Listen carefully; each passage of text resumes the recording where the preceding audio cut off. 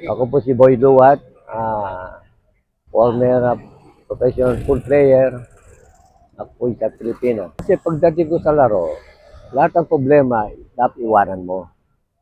Kasi pag inisip yun, mawawala yung focus mo sa laro eh. Dapat siya iniiwan.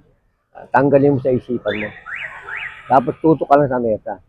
Ako noon, lagi ko inaasahan gusto ko magkampiyon. Eh nagsabi sa akin sa kaibigan, huwag mo expect magka-champion ka. Kusang darating yan. Ayun nga, kusang dumating. Yung araw kasi, pag nanonood akong movie, akong TV, nangilig ko nung araw. Ang pinapangarap ko, maging magaling na malalaro. Pero nung nauuso yung nagsimula kami yung Japan Open na RP Japan dito sa Pilipinas, yung kauna na sumali ako tournament na saka yung mga elimination, parang tapos inimbita kami isang hapon at pumunta kami sa Japan. Kasama ko si Efren, Django, nagkakasama kami. Yun ang una. Tapos nakita ko, ba't ang gagaling ng mga to? Sabi ko, yung galing para siguro sa Cleveland, siguro, pumunta kami, malamig. Medyo siguro, yung una, siyempre, talo siyempre. Pero siguro naka-pierce yung mabilang, malayo. Hindi masyadong, wala man ako sa top 8 o top. Siguro nasa top 16 na yata ako. Yung, ang payo ko sa kanila, yung mag-exercise sila ng mabuti practice.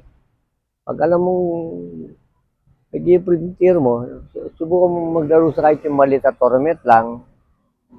Hindi ko na yung pusan dapat magamaya mo kasi pag papadiba yung dibdib yun eh. Pag drum sa labanan, wala ka nang meron ka magawa pero control mo. Ako hindi ako nakaka-mistake. Basta nasa isip ko, pag yung mga isip, tanggalin mo yan kasi yan ikakatalo mo eh. Pag inisip mo yung mga yan eh. Tanggalin mo na. Pag tapos na, isipin mo. Sana, yung, yung pag-insight sa pag-practice. Pero subukan din lang mag-abroad. Kasi kung dito ka lang, pagdating mo sa labas, yung tiro mo, babago yun. Unang-una makakalaban, unang-una may ibang kulay, may puti. Ayan, Hapon, Taiwan, lahat masanay ka sa mga para pagdating mo sa kala, gamay mo na sila. Kami World Neighbor Cup sa North Carolina, ayun na, ang paglaro kong final, nung 1995, yun ang unang salon ko sa TV nung sa kay Johnny Archer. Parang yung tira ko nag-off sa final. Pero yung final, medyo magandang laro ko. Pero yun, parang nag-off. Tama ko kay Johnny nun eh. Tapos parang nag-off ako. Kasi, expected ko yung magkampiyon ako eh.